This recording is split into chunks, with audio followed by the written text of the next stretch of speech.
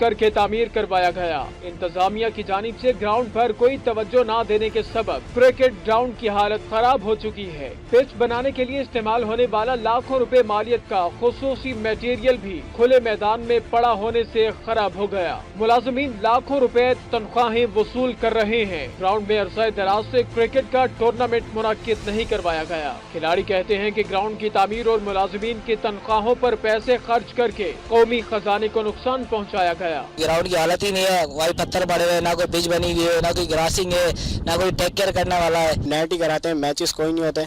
Matches ऐसे हमारे छोटे मोटे ग्राउंड में होते हैं, जिसके बाद हमारे पास ग्राउंड नहीं है, हमारे को अच्छी क्रिकेट खेलने की सहूलत नहीं है। किसी किस्म की कोई फैसिलिटीज है कोसार वाले ग्राउंड में? पीसीबी की तरफ से लाखों करोड़ों रुपए जो है ना बर्बाद किया है। क्रिकेट ग्राउंड के ड्रेसिंग रूम पर भी नामालूम अफराद ने कब्जा करके रिहाइश इख्तियार कर ली है। मकामी खिलाड़ियों ने आला हुकाम से मुतालबा किया है कि डिस्ट्रिक्ट क्रिकेट ग्राउंड को हिसार को फाल किया